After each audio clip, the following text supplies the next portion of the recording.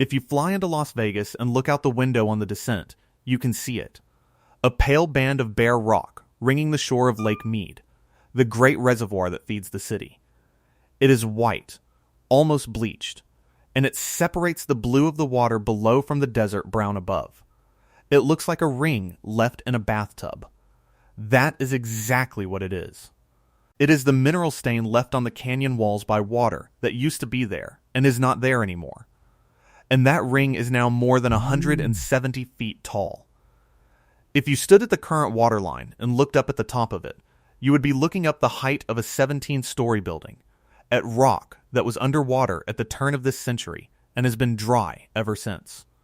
But the bathtub ring is not the terrifying part.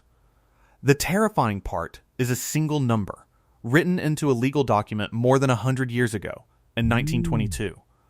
A number that was wrong the day it was written down, and the entire modern Southwest, Las Vegas, Phoenix, Los Angeles, 40 million people, and the farms that feed a large part of the country, was built directly on top of that wrong number. As if it were solid ground. The math never worked. Everything since has just been the bill slowly coming due. So let us actually do the math, because once you see it laid out, you cannot look at that white ring the same way again. Start with the river itself, because everything flows from it in every sense.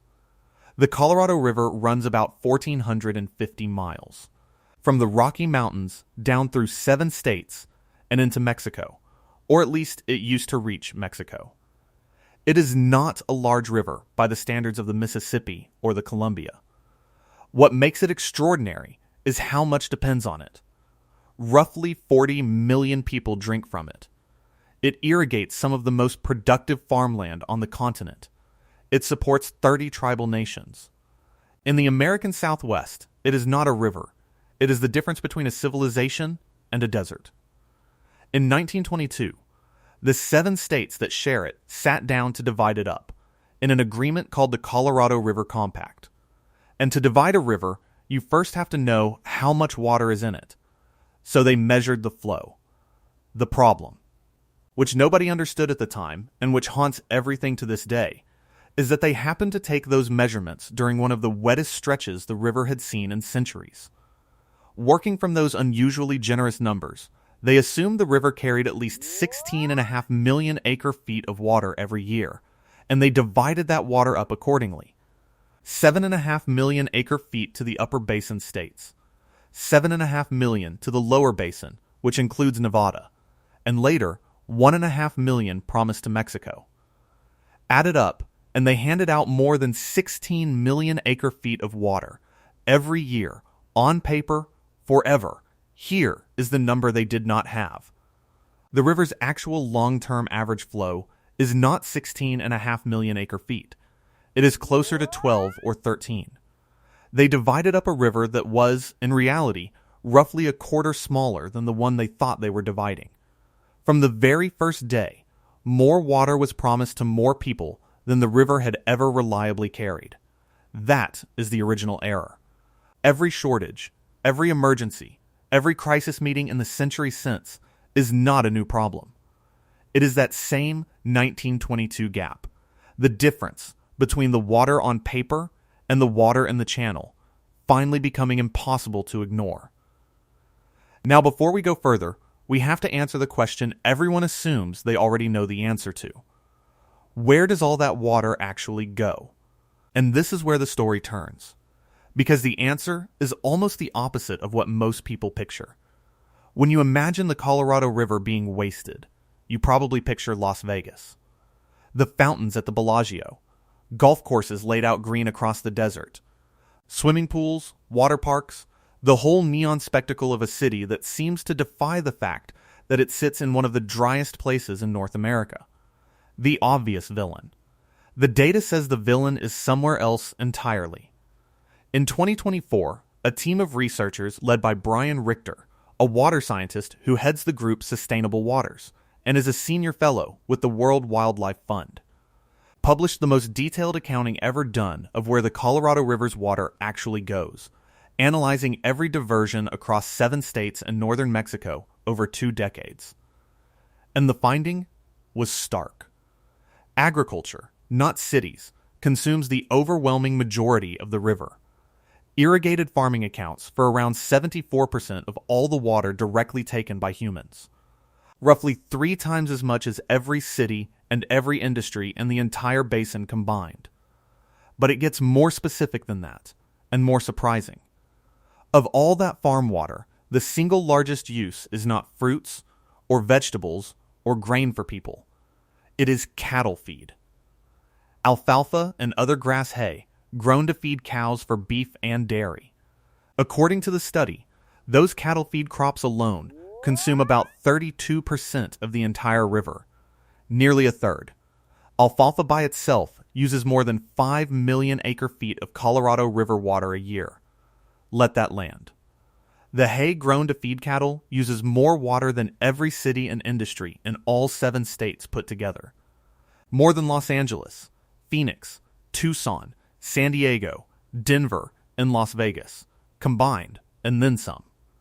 The cities that everyone worries about, all the homes and businesses and yes, the fountains and the golf courses, add up to only about 18% of the water consumed in the basin. As Richter put it, bluntly, they consume every single drop of the river. And most of it is going to grow feed for livestock, a great deal of which is exported overseas. Keep that ratio in your head, because it is the key to the entire crisis, and we will come back to what it means for Las Vegas specifically. For now, hold on to this. Cities are not the story. Cities are a rounding error next to the hay. Now let us go to the reservoir, and to the piece of math that is draining it even in a normal year. Lake Mead, held back by the Hoover Dam, is the largest reservoir in the United States. Think of it as the region's savings account. In wet years, water piles up behind the dam. In dry years, the region draws it down. As long as, over time, the deposits roughly match the withdrawals, the account stays stable. The account does not stay stable. And the reason is a concept water managers call the structural deficit, which is the most important and least understood number in this whole story. Here is what it means. Even in a perfectly average year, more water leaves Lake Mead than flows into it. The lower basin draws its full allocations from the lake. On top of that, a staggering amount of water simply evaporates off the surface of the reservoir under the desert sun, and more is lost to the plumbing of the system itself.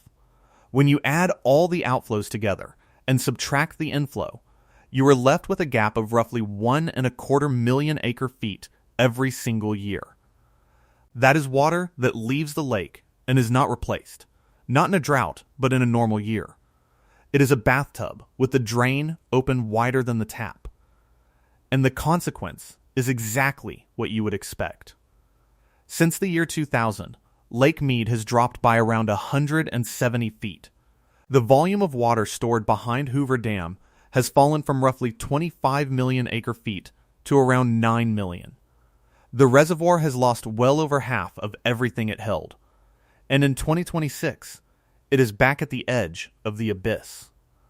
After a single miraculous wet winter in 2023 briefly bought back about 2 years of water, the dry pattern returned. And this summer, the lake is once again matching its all-time low from 2022, hovering around the elevation where the bathtub ring was born. Federal projections show it sliding further, toward levels that would set new record lows, dropping the reservoir toward just 35% of its capacity. Which brings us to the numbers that turn a slow decline into a cliff. Full pool at Lake Mead, when the reservoir is brimming, is an elevation of about 1,229 feet. When the lake falls below 1,075 feet, the federal government declares a shortage and starts cutting deliveries. The lake is already well below that line, and has been. But 2 numbers lie further down, and they are the ones that matter. At around 950 feet, the lake reaches what is called minimum power pool. Below that elevation, there is not enough water pressure to spin the turbines inside Hoover Dam, and the dam stops generating electricity, hydroelectric power that serves well over 1 million people across the Southwest. And at around 895 feet, the lake reaches dead pool. Below Dead Pool, the water sits lower than the pipes that carry it through the dam, and nothing passes downstream at all. This is the number that ends the conversation. Because everyone below Hoover Dam, Las Vegas draws from the lake itself, but Phoenix, Tucson, Southern California, the vast farms of the Imperial Valley, all draw from the river below the dam. Depends on water actually getting through it. Dead pool is not a shortage. A shortage is when you get less. Dead pool is a wall. It is when the tap below the dam runs dry. The lake today sits a few hundred feet above that wall, and the structural deficit is still quietly draining it toward it, a foot or two a year in a normal year, faster in a dry one. So now, we can return to Las Vegas, and to the paradox at the center of this whole video, because the honest story of this city is stranger than the headline.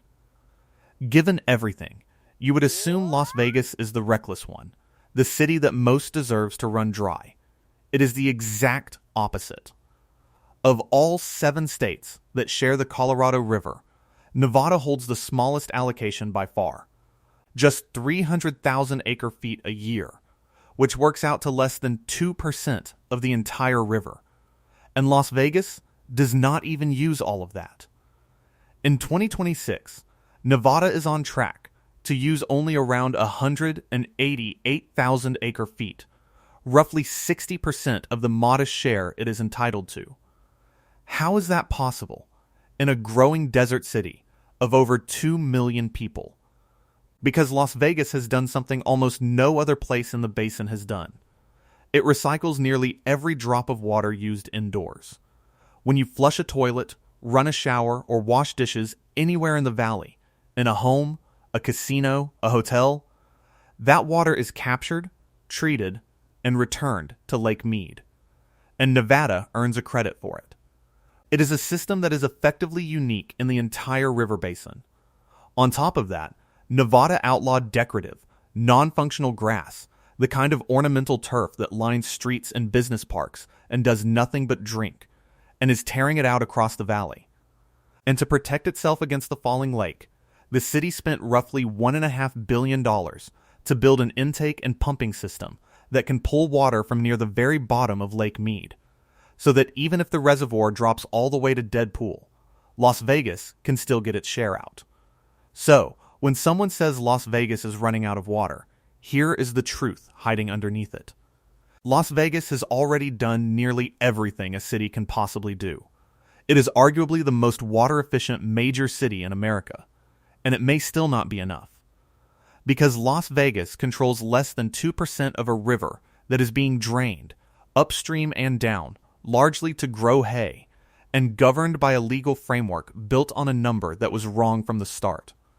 The city's fate is almost entirely out of the city's hands. That is what makes it terrifying. Not profligacy. Powerlessness. And that powerlessness is about to be tested. Because the most acute danger in this entire system is not the level of the lake. It is a legal deadline. And it is now. The rules that currently govern how the 7 states share the shortage. How the pain of a shrinking river gets divided were set in a series of agreements, the most important of which expire at the end of 2026, months from now. And the states are supposed to have already agreed on what replaces them. They have not. The negotiation has hardened into a standoff between the upper basin states and the lower basin states. And the core of the fight is exactly the 1922 math finally being argued out loud. The lower basin, which includes Nevada, has offered to absorb 1.5 million acre-feet of cuts, but insists the upper basin share more of the burden beyond that. The upper basin refuses. The gap between their competing proposals is measured in hundreds of billions of gallons. And hanging over all of it is the science, which is not ambiguous. Independent researchers have calculated that water use across the entire basin needs to fall by somewhere between 22 and 29% just to stabilize the reservoirs at their current, already low levels. Nearly a third less water, taken from people who each believe they are already entitled to what they have. If the states cannot agree, and the lake keeps falling, The decision does not simply wait. It passes to the federal government. The Bureau of Reclamation and the Secretary of the Interior would be forced to step in and impose cuts on their own, deciding unilaterally who gets water and who does not. A scenario that water experts across the political spectrum describe as both entirely possible and deeply dangerous, and one that would almost certainly be fought all the way to the Supreme Court. 100 years of carefully negotiated agreements are reaching their expiration date at the precise moment the river is at its weakest, and the wettest decade anyone ever measured is a century in the past. So here is the terrifying math, all of it in one place.